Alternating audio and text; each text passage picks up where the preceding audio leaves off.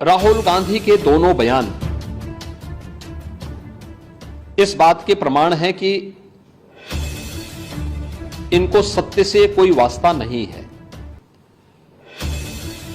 हमने लोकसभा चुनाव कैंपेन के दौरान भी देखा है, अनर्गल प्रलाप करके इन्होंने जिस प्रकार की गुमराह करने वाले वक्तव्य दिए थे, झूठे वक्तव्य दिए थे, संविधान का गला घोंटने वाले लोग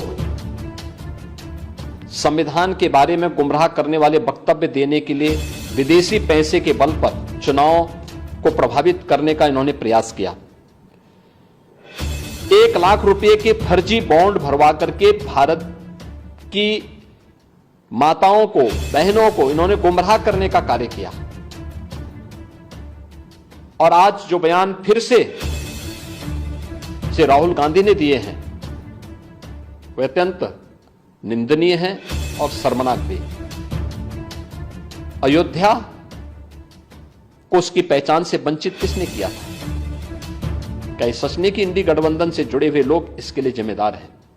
श्री राहुल गांधी और उनके सहयोगी इस बात के लिए जिम्मेदार हैं जिन्होंने न केवल अयोध्या को वनवास दिया था बल्कि सरयू मैया के रक्त के जल को भी रक्त रंजित करने का कार्य किया था।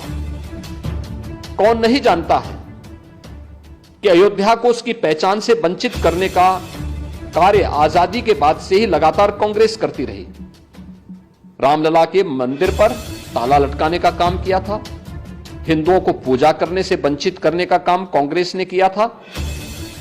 और आज जब अयोध्या अपने वैभव की पुनर्स्थापना के लिए फिर से पूरी दुनिया को अपनी ओर आकर्षित कर रही है तो कांग्रेस कैसे इसको अच्छा मान सकती है?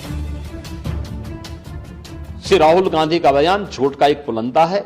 सच्चाई यह है, अयोध्या के अंदर 1733 करोड़ रुपए केवल मुआवजे के रूप में अयोध्या वासियों को प्रदेश सरकार ने उपलब्ध करवाए हैं। चाहे वह भक्ति पथ हो, राम पथ हो, जन्मभूमि पथ हो, चाहे वह एयरपोर्ट के निर्माण का हो, चाहे वह 14 कोसी परिक्रमा के मार्ग का हो, एक एक वहां के नागरिक को जिसके नाम पे जमीन थी, जिसके नाम पे दुकान थी, जिसके पास दुकान का पोजीशन था, उन्हें प्रॉपर कंपनसेशन दिया गया।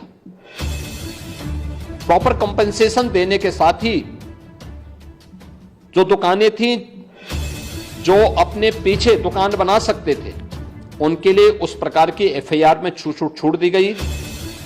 जिन लोगों के पास उस प्रकार की स्पेस नहीं थी, उनके लिए मल्टी लेवल कॉम्प्लेक्स बना करके वहां पर उन्हें शॉपिंग कॉम्प्लेक्स में उन्हें स्थान देने की कार्य को आगे बढ़ाया गया।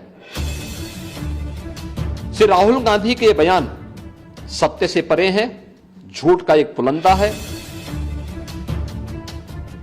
उत्तर प्रदेश और अयोध्या को बदनाम करने की साजिश है और भारत की छवि को, अयोध्या धाम की छवि को दुनिया के अंदर खराब करने की अपनी उस मानसिकता का हिस्सा है जो एक्सीडेंटल हिंदू लगातार आजादी के बाद से करते रहे हैं।